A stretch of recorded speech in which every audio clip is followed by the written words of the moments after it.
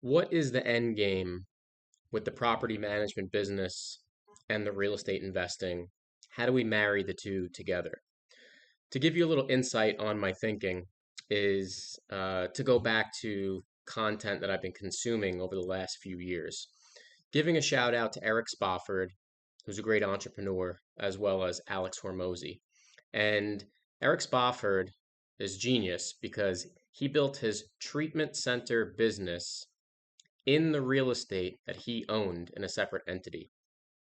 So when he eventually sold his treatment center business, he still owned the real estate for a certain amount of time that whoever purchased the operating company, the management company, let's say, was renting back from him. Alex Hormozy is not really real estate specific content, but his main point is the best way to wealth creation in the United States is to build a successful private business. That's why I have married my property management private business to my real estate investing. My thinking is that X amount of years down the road, I'll be able to potentially sell everything as a plug and play investment for the next buyer. I saw this happen to somebody else in the town that I actually buy rentals in upstate. They were trying to sell about 10 properties of theirs, all piecemeal.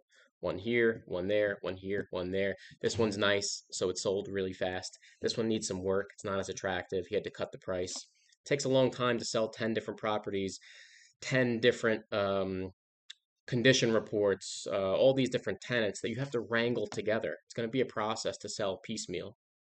What if 10 years down the road, 15 years down the road, you have 50 units and proximity wise, they're all pretty close together, and you have a management company of your own that manages them with an admin, with a bookkeeper, with maybe an in-house handyman, or at least a network of vendors that are already vetted, insurance on file, and to your end buyer, like a private equity type transaction, you're selling not just the real estate assets, but you can sell the management company that manages all of those real estate investments already. So it's a much more attractive purchase to your end buyer down the road. So instead of just receiving what the real estate is worth when you go to sell it, you're going to get a multiple because you're selling a business, a private company that manages the real estate assets. That's something that occurred to me a while back, and now that is the play that we're implementing. I don't know necessarily if I'm going to sell everything in 7 years, 10 years, if I have another opportunity that even comes along to put all of that equity into and roll it. You got to put it somewhere. You can't just spend it. You can spend it, but that's not the prudent way to go.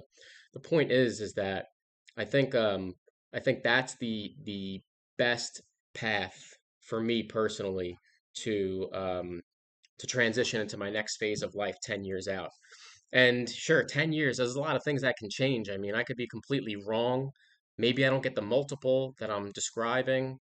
Maybe maybe I discover something else along the way, but it's good to know where you're going. It's going to be a long path. There's a lot of work to do, but I'm just trying to make the point that I've seen some examples of what can happen. I've seen other entrepreneurs, other business people say that this is the way that they built their business. And I'm not trying to reinvent the wheel. I'm trying to listen to the people smarter than me who have already built something and steal notes from their book. So, Spofford, Hormozy, thank you. You're reaching more people than you probably even know.